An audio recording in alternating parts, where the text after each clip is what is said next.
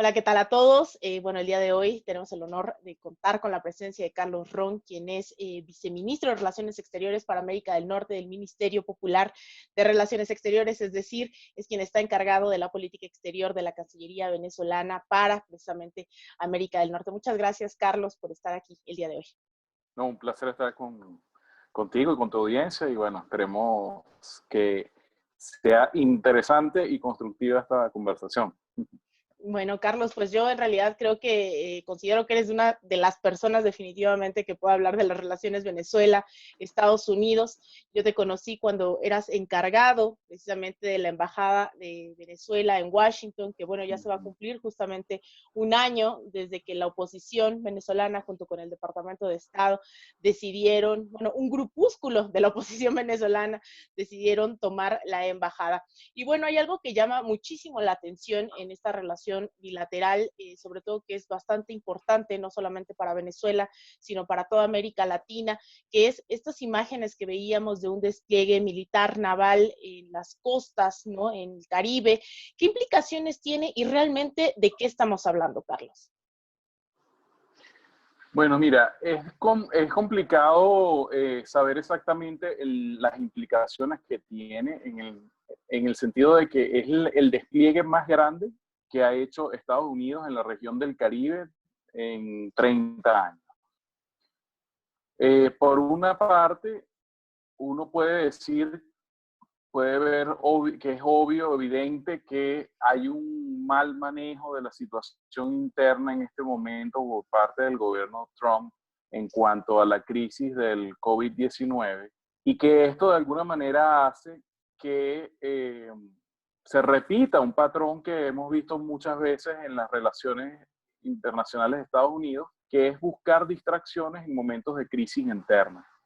Por eso llama la atención la justificación que el Departamento de Estado y el Departamento de Defensa, perdón, da acerca de esta movilización, es que viene a combatir el narcotráfico, a combatir unos envíos o las rutas que están inundando Estados Unidos con drogas. Y cuando todo el mundo sabe, desde organismos de Naciones Unidas especializados en temas de drogas, hasta en organismos independientes o hasta la propia información del Departamento de Defensa, que las rutas principales de drogas hacia Estados Unidos están por el Océano Pacífico, no por el Mar Caribe, que es otro océano, y Venezuela no tiene costa al Pacífico. Entonces, llama mucho la atención de que se hayan escogido esta región en particular para ir a hacer el gran despliegue, el gran despliegue militar, cuando ni es la principal ruta, ni hay un motivo en realidad que podamos decir que lo justifique en el contexto de una pandemia. Es decir, ¿cómo no se podrían utilizar mejor esos recursos en atender la pandemia? Te cito algo, por ejemplo, muy breve, pero aproximadamente cuesta $36,000 la hora de vuelo de unas naves de estas radares, de los aviones radares que estarían viniendo en el conjunto de este despliegue militar, cuando mantener una persona en cuidados intensivos por un día te cuesta solamente $2,300, cosa que el monto también es alto. Pero en comparación, o sea, ¿cuántas personas pudiste haber, cuántos días de tratamiento de cuidado intensivo pudiste haber gastado en vez de una hora de vuelo de un avión radar por la zona donde sabes que no es la mayor zona de tránsito de drogas? Entonces, ¿qué puede significar?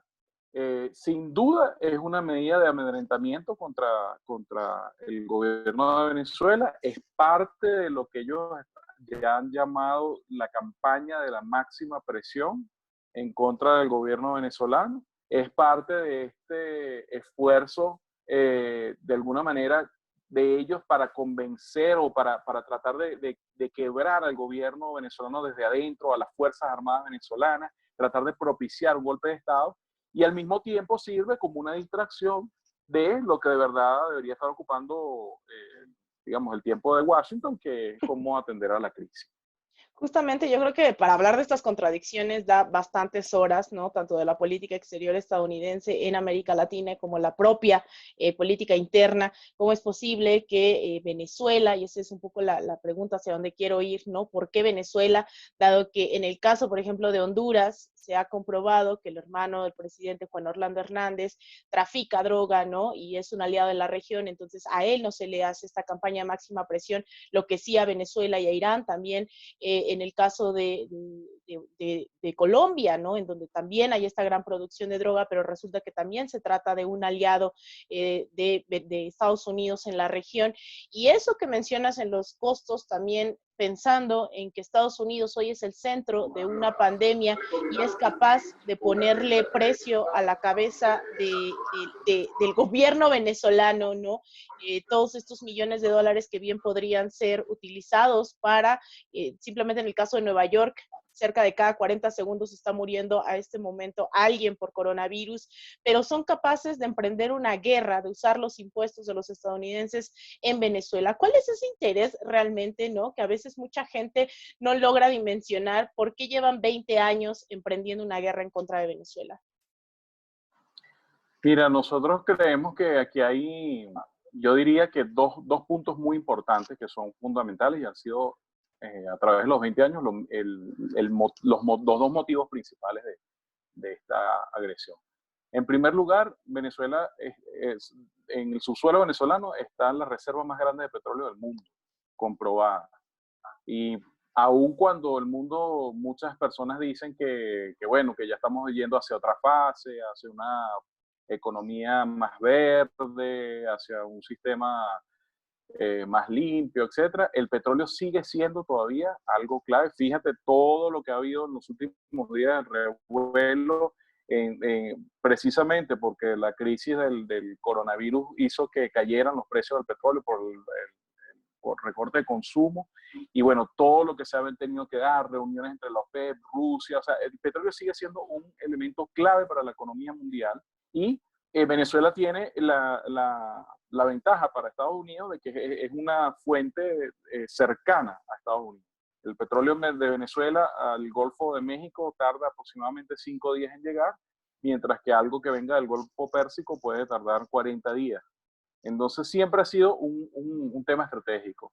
Lo otro es un tema político, abiertamente político. Nosotros en Venezuela, desde la revolución que comenzó el comandante Chávez, hemos venido construyendo un modelo político, social, económico alternativo. Nosotros hicimos frente a una tendencia generalizada en el continente, en una ola de privatizaciones en neoliberalismo, con unos conceptos muy antidemocráticos, y Venezuela decidió emprender su propio camino y construyendo una sociedad en base a principios de solidaridad, de complementariedad, de integración regional, de integración entre países más iguales, entre países que pudieran cooperar y fortalecerse juntos.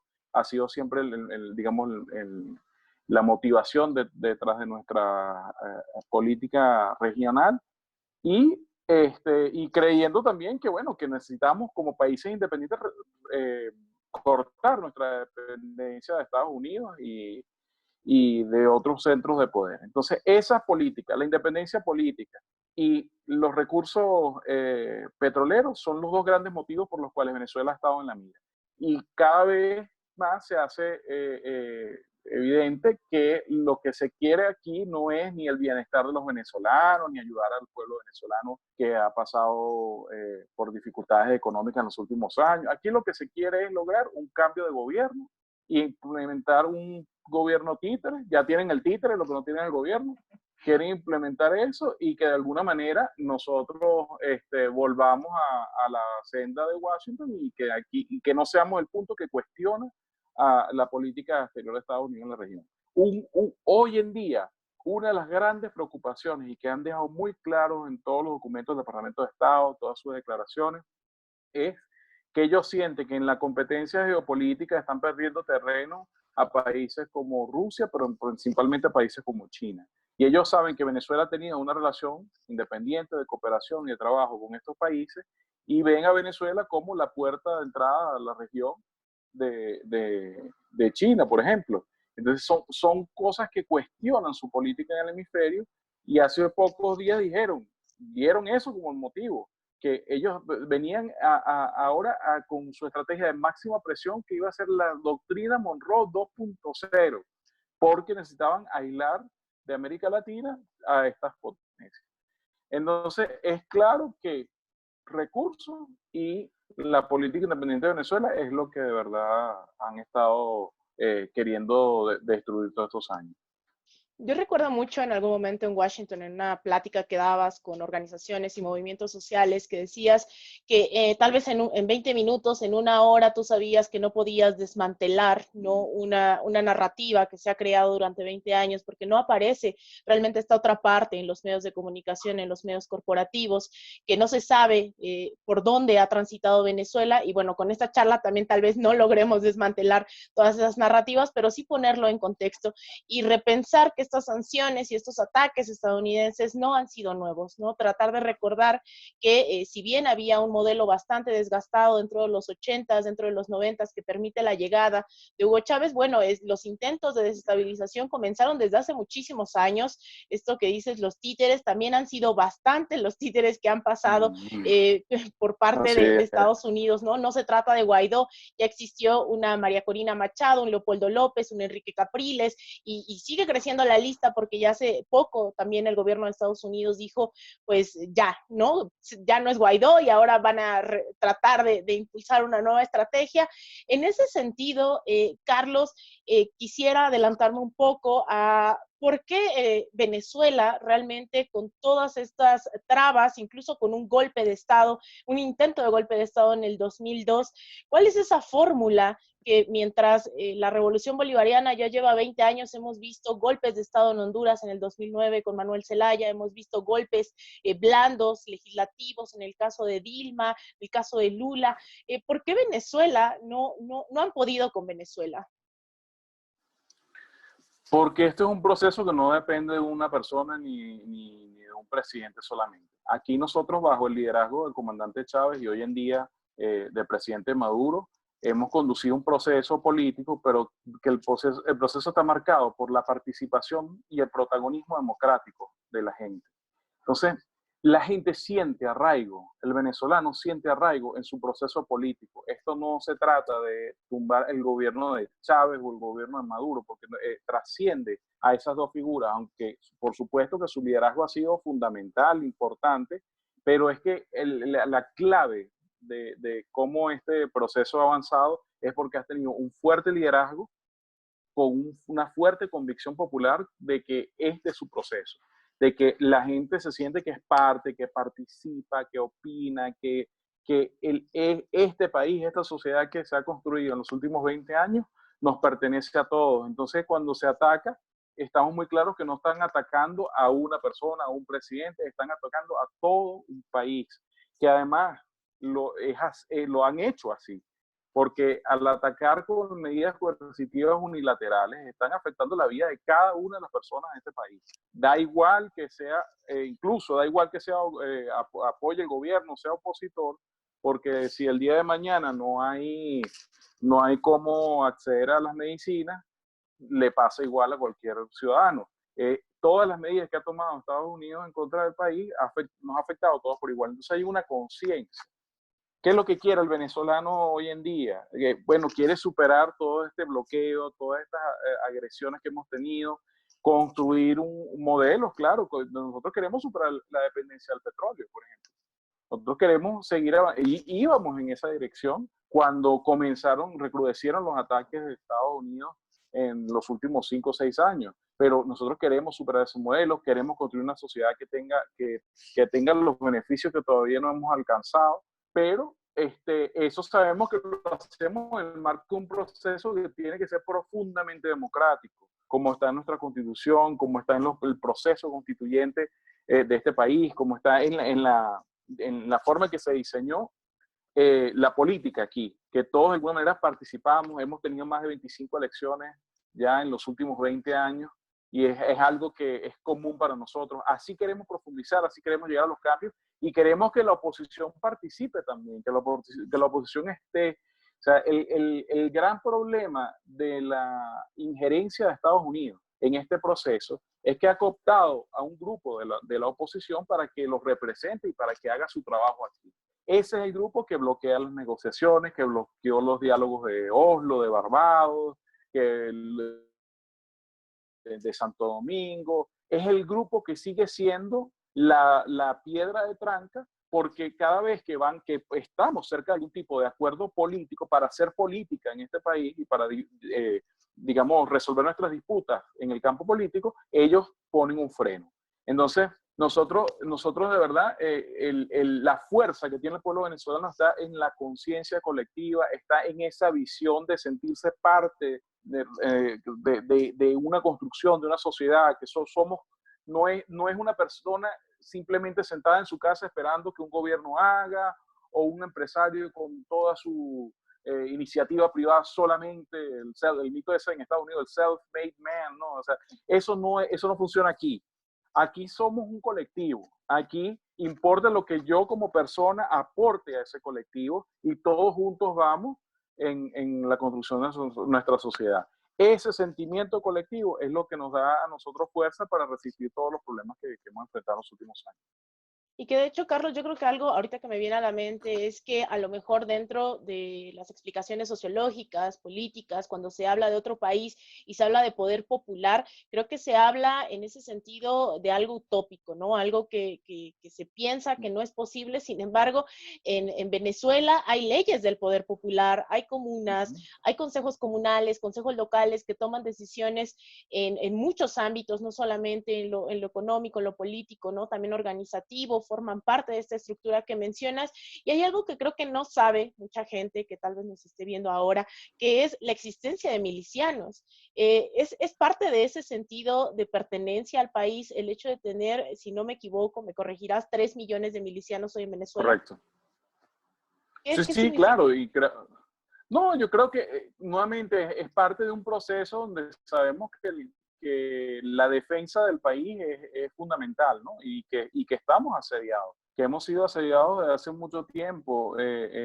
La milicia cumple una función variada también, no es solamente, a veces lo sentimos en términos militares, ¿no? Porque eso no suena milicia, militar, suena como conflicto. Entonces sí, hay un componente muy claro de defensa de la nación. Las personas que forman parte de la milicia, de alguna manera demuestran su compromiso con la defensa integral del país, pero en la defensa integral del país no se trata solamente de agarrar en algún momento un arma y salir a pelear, o sea, se trata también de cómo aportar a la construcción de una sociedad. Se trata también de apoyar un operativo de alimentación, se trata de apoyar un operativo de salud. Quien está corriendo digamos, para ayudar, por lo menos en este caso que hemos tenido últimamente del COVID-19, para ayudar a las comunidades a entender lo que está sucediendo, a no quedarse sin alimentos, de alguna manera tener información sobre lo que está pasando y poder acceder a las pruebas y todo este tipo de cosas, es en parte también esas milicias, son los colectivos, son todas las organizaciones populares que han nacido de este proceso. Entonces es muy importante porque es de alguna manera la fuerza dentro de este proceso es la organización. ¿Cómo el colectivo participa? Bueno, organizadamente en cada ámbito posible. Justamente hablando de esto que mencionabas también hace un momento, que hablamos de sanciones, ¿no? Y yo muchas veces he tratado de insistir en que sanciones conlleva, incluso en estas narrativas, un regaño, ¿no? Algo que alguien está haciendo mal. Correcto. Y que por eso se le sanciona, y por eso los países que se están portando mal son Corea del Norte, son Irán, son Venezuela, que no responden a los intereses de la política exterior estadounidense. Pero incluso una vez hablando de que son medidas económicas unilaterales por parte de Estados Unidos, económicas, financieras, que hoy creo que se puede comparar comparar el bloqueo, me atrevería a compararlo con el bloqueo que llevan más de 6 décadas por parte de Estados Unidos hacia Cuba, ¿no? Que también le ha impedido desarrollar medios de producción, que lo ha mantenido aislado del sistema económico, o ha intentado al menos. ¿Qué significan estas medidas económicas? Porque yo creo que simplemente se habla de sanciones en el mejor de los casos en los medios de comunicación, y que esto está afectando, esta es como la narrativa que predomina, que estas sanciones, estas medidas, estos regaños están afectando solamente al gobierno. Nada más para poner tal vez algunas de ellas sobre la mesa, Carlos, como el dinero que tienen bloqueado en la Reserva Federal, el oro en el banco en el Reino Unido. ¿Qué tipo, cuando hablamos de sanciones de Estados Unidos a Venezuela, de qué estamos hablando? Bueno, primero tienes razón, el término es mal utilizado porque sanción implica castigo y además e implica derecho a castigar. Nosotros en Venezuela rechazamos ese término, como muchos otros países, porque en realidad bajo el derecho internacional las únicas sanciones como tal son las que puede aprobar el Consejo de Seguridad. De resto, todas son medidas coercitivas porque al final son medidas para producir una acción, medidas coercitivas unilaterales porque provienen de parte de un solo país o de la política de un solo país. Incluso cuando otros países aliados caen en la trampa de acompañar este proceso, no son multilaterales porque no se ha dado dentro del único espacio posible multilateral que es el Consejo de Seguridad. De alguna manera ellos tratan de colectivizar el unilateralismo, pero no, no son sanciones válidas. En la práctica, ¿cuál es el efecto?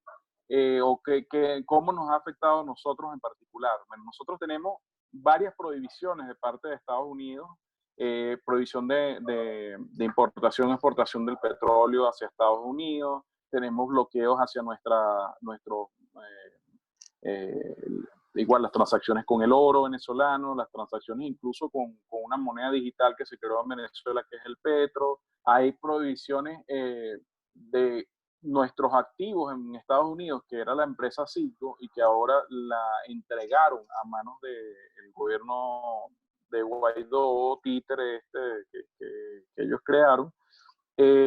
Perdimos la capacidad de poder repatriar los ingresos que venían de allí.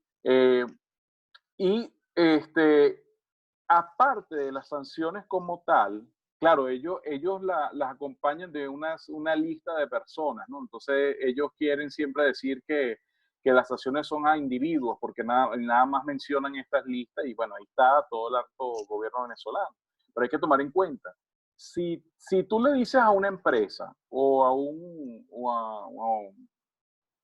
país o a un ente que sea que no puede hacer negocios con Nicolás Maduro, porque Nicolás Maduro está sancionado bajo las leyes de Estados Unidos. No se trata nada más de Nicolás Maduro como persona, se trata del presidente de un país, o se trata de un ministro de finanzas, o son personas que de alguna manera representan la institución del cargo que ejercen, y muchas de estas empresas o compañías se ven de alguna manera con miedo, temor de hacer algún negocio con el país porque pueden verse afectados por medidas de Estados Unidos. Entonces, es de una manera, alguna forma de tratar de impedir que el país acceda a recursos, acceda a créditos internacionales, etc. Además de esto, hay otras cosas que no están escritas en las órdenes ejecutivas que activan estas sanciones. Por ejemplo, a los bancos se les dice en 2017, en septiembre de 2017, a través de una comunicación del Departamento del Tesoro, que cualquier fondo público que provenga de Venezuela tiene que ser muy bien examinado, porque puede ser producto del narcotráfico, del lavado de dinero, de algunas actividades ilícitas, incluso que les piden que de alguna forma pongan especial observación en cuando un fondo viene de una empresa o de una institución que se dedica a una cosa en particular, y el propósito del uso del fondo tiene que ver con otra. Por ejemplo, ¿qué ha pasado en Venezuela? Con el gobierno revolucionario nosotros tomamos control de la estatal petrolera y decidimos que esa estatal petrolera no podía seguir funcionando como una empresa privada. Funcionaba antes y la lógica de Shell, de BP, o sea, no funcionaba en la lógica de una empresa del Estado que cuyos socios, o decir, cuyos dueños en realidad son todo el pueblo venezolano y que tiene unas responsabilidades más allá de lo que de simplemente la ganancia. Entonces nosotros el uso de la empresa se dedicó a obras sociales como por ejemplo programas de alimentos, programas de medicina, etc.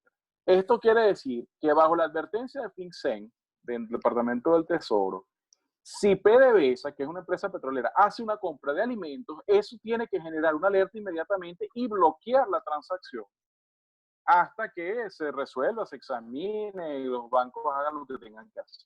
Entonces, esto ha causado demoras, esto ha causado imposibilidades de pago, esto ha causado, por ejemplo, que nosotros no podamos pagar el tratamiento médico de algunas personas que dependían de recursos del Estado venezolano en el exterior, en donde se están haciendo tratamientos especializados para médula ósea. Porque cada vez que hay una transacción, inmediatamente está bloqueado. Y no se trata de un banco en particular, se trata de que todo el sistema financiero depende de Estados Unidos y de alguna manera esas cuentas se bloquean. Entonces, nosotros a veces el problema, mucha gente pensará que el problema es que Venezuela se quedó sin dinero, no. Nosotros tenemos dinero, millones y billones de dólares, por lo menos 30.000 millones de dólares en este momento están bloqueados en cuentas bancarias alrededor del mundo, que es dinero del pueblo venezolano y que nosotros simplemente no podemos hacer uso y ni siquiera en el medio de esta pandemia, porque el gobierno de Estados Unidos de alguna manera ha advertido a su sistema financiero de que no debe permitirlo. Entonces, esas son cosas que se viven en el día a día del venezolano, porque eso implica retrasos en importación de medicamentos. Y si yo retraso, por ejemplo, la importación de las vacunas contra la malaria, que es una cosa, de alguna manera, todos los años se tiene que hacer una jornada de vacunación, etcétera, sarampión, malaria, este tipo de enfermedades. Si yo retraso por 2 meses porque el banco me está revisando si la cuenta es legal o no, que si los fondos son de narcotráfico o no, yo puedo perder en la práctica toda una tarea de una campaña de vacunación que de alguna manera no sucedería. De otra manera no sucedería porque no dependería de esos tiempos, no se está jugando con tiempo. Entonces, esas sanciones no juegan con la reputación del presidente Nicolás Maduro. Esas sanciones pueden poner en riesgo la vida de fulano de tal, o sea, de cualquier venezolano común y corriente que no tuvo acceso a un medicamento a tiempo porque todavía están revisando las cuentas para ver de dónde viene. De verdad, es una práctica criminal. Nosotros lo hemos denunciado ante la Corte Penal Internacional como crímenes de lesa humanidad, porque las afectaciones que estas medidas de Estados Unidos tienen sobre todo el pueblo venezolano constituye un castigo colectivo, y eso es una violación a los derechos de todos los venezolanos por igual. Justamente uno de los think tanks en Estados Unidos, en Washington precisamente, el Center for Economic and Policy Research, daba un informe ya hace casi un año en donde decía que eran al menos en ese momento 40.000 personas las que pudieron haber muerto a causa de estas medidas económicas unilaterales de Estados Unidos, pero también Alfred Zayas, un experto independiente de las Naciones Unidas, decía que esta cifra hace unos meses podía llegar incluso a los 100.000. Esto que comentas es simplemente ya el día a día de los venezolanos, que ahora tenemos, como bien lo mencionas, una pandemia de por medio. Si de por sí había complicaciones en cómo se adquirían insumos, ¿cómo está haciendo hoy Venezuela? ¿Cómo se está enfrentando? Porque creo que también he dado seguimiento a varios planes que ya quisieran en otros países, incluso en Estados Unidos, seguir, ¿no? Como para dar seguimiento a esta situación. ¿Qué se está haciendo en el caso del COVID-19 en Venezuela, Carlos? Bueno, fíjate, una en particular, precisamente una de esas razones por las cuales Estados Unidos ha querido cambiar el gobierno aquí es por esa política exterior independiente. Y esa política exterior nos ha ayudado a construir una serie de alianzas solidarias con otros países. Y si por un lado se nos bloqueaba la entrada de insumos, se nos hace 3 veces más caro conseguir algunos insumos en el mercado internacional por causa de estas medidas coercitivas unilaterales. Por otro lado, hemos contado con la solidaridad de países como Cuba, China, Rusia. Nos hemos apoyado también en el sistema multilateral, en la Organización Mundial de la Salud, y con ellos hemos venido construyendo digamos, nuestros insumos médicos, ¿no? Aquí tenemos ya, gracias a esos países, tenemos pruebas, hemos podido estar, creo que ahorita, si no me equivoco, estamos de primeros en la región latinoamericana en porcentaje de pruebas por habitante que se han realizado. Ya nosotros superamos ya las 130.000 pruebas de COVID-19. Y estamos contando con ese apoyo también para los tratamientos, para mascarillas, esos insumos básicos. Y bueno, tomamos otras medidas a lo interno también para ayudar, ¿no? Para promover de alguna manera la producción nacional, incentivarla. Desde la banca pública se ha dado nuevos préstamos para el sector agroalimentario, para el sector de producción de insumos médicos, para el sector de higiene, farmacéutica, de alguna manera para ayudar a que haya más producción. Y hemos comenzado a tomar otras medidas también. Empezamos a ver por la reacción digamos, por cómo se manejó la situación en China, en otros países, en Europa, en Corea, y nos dimos cuenta que era importante desde un principio la política de cuarentena, de distanciamiento entre las personas para que no hubiese tan elevado riesgo de contagio. Incluso antes de tener nuestro primer caso, que lo detectamos el 12 de marzo, nosotros comenzamos una política de suspender clases, suspender concentraciones masivas, suspender el trabajo, de que la gente trabajara desde casa donde se podía, suspender vuelos internacionales que estaban llegando de Europa, de las zonas donde habían epicentros, digamos, de esta pandemia.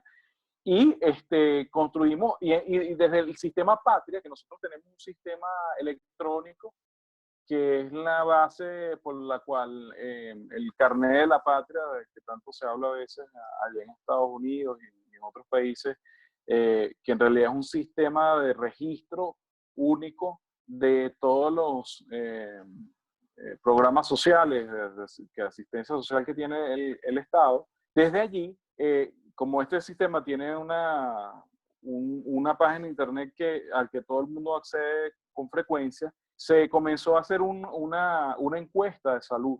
Y ahí se presentan los síntomas, tú te metes en tu página, entonces dice, bueno, presentas síntomas, has tenido fiebre, te sientes mal, tuviste la posibilidad de haber estado en contacto de alguien contagiado, etcétera. En base a eso, que ya unas 17 millones de personas por lo menos han respondido, se ha comenzado a hacer las pruebas de despistaje. Cuando se ve a alguien en alto riesgo, los médicos de la comunidad, de un equipo que se ha venido preparando para esto, han ido a las casas a visitarlos, a hacer las pruebas. Y en ese sentido hemos tenido esa fórmula para poder tratar de limitar el esparcimiento de esta pandemia.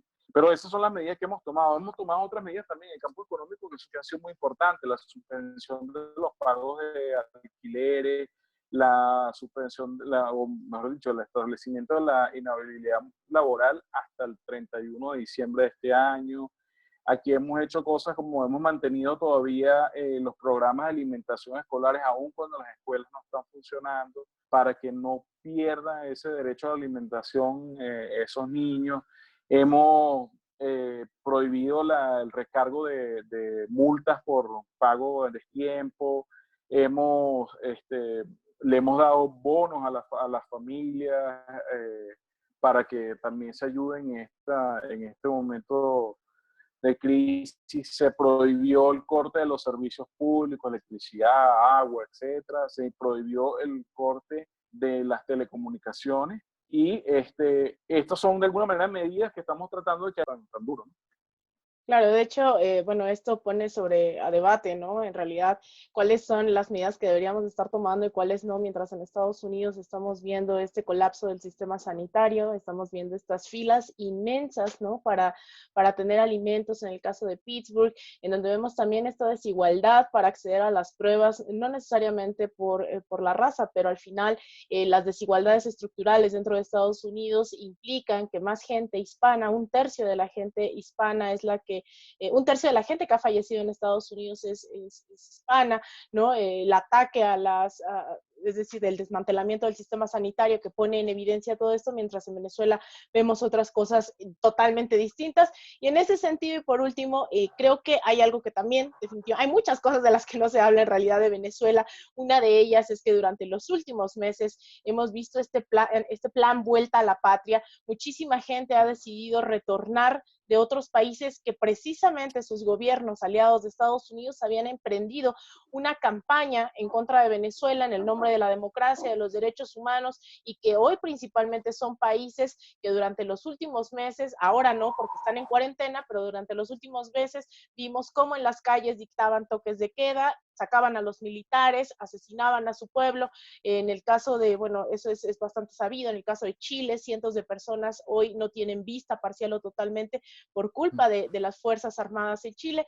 Y en ese sentido la gente ha estado volviendo a Venezuela, no solamente como ahora todos los gobiernos, incluido el mexicano, etcétera, etcétera, han estado haciendo que sus conciudadanos vuelvan a sus países. Sin embargo, el gobierno venezolano ha implementado este plan de regreso, y una de las cosas que ahora pasa es que tratando de ponerlo todo en perspectiva, resulta que venezolanos que también estuvieron en Estados Unidos han decidido regresar a Venezuela.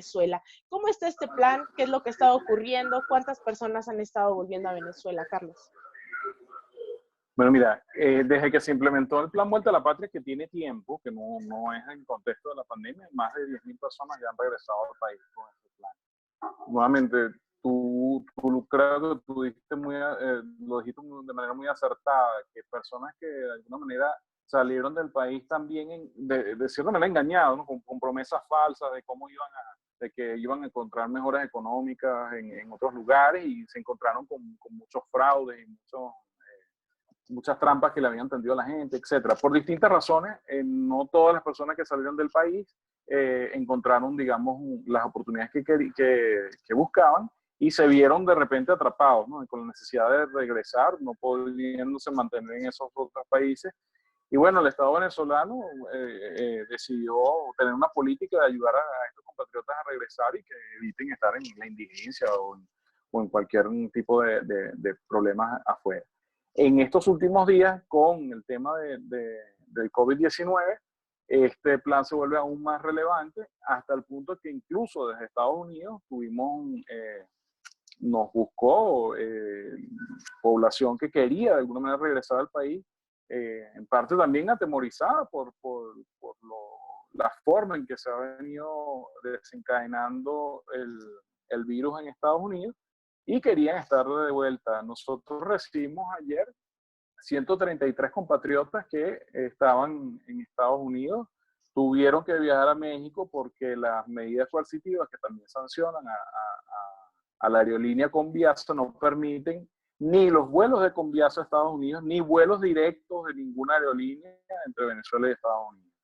Entonces, para que estos compatriotas tuvieran que venir, no basta con ya todas las penurias que están pasando allá y todas las dificultades que conlleva el tema del virus en sí, sino que también tuvieron que ver cómo conseguían pasajes para México, cómo conseguían su traslado a México por su cuenta, para que después nosotros pudiéramos irlos a buscar. Entonces, esta una dificultad más innecesaria, simplemente por no dar su brazo a torcer y no permitir un vuelo humanitario. Ni siquiera le decíamos que levantaran las sanciones por completo. Necesitamos, ábrenos una ventana, 48 horas, y nosotros ponemos los aviones necesarios y nos traemos a la gente. Ayer se vinieron 133 personas, pero nosotros tenemos una lista que sobrepasa ya las 1.000 personas que se querían venir de Estados Unidos para acá. Entonces, bueno, curiosa dictadura esa de la cual la gente sale huyendo para después pedirle a la dictadura que los mande a buscar en un avión porque se quieren regresar. O sea, el caso venezolano es muy curioso en ese sentido. Nosotros sabemos que se ha utilizado esa figura, por ejemplo, del asilo político, porque quien lo otorga quiere proyectar que en Venezuela hay una crisis de persecución política. Quien lo recibe lo ve como una forma fácil de trabajar y conseguir documentos en una sociedad donde está simplemente buscando otras alternativas económicas, pero no representa la realidad. Aquí no hay perseguido político y nadie se está yendo de aquí por ese sentido. Si se estuvieran yendo perseguidos, no estuvieran pidiendo ahora que por favor regresar a casa porque no quieren pasar la crisis del virus en otro país. Entonces, bueno, nosotros hacemos lo que podemos dentro de esas limitaciones que nos han puesto tan fuertes.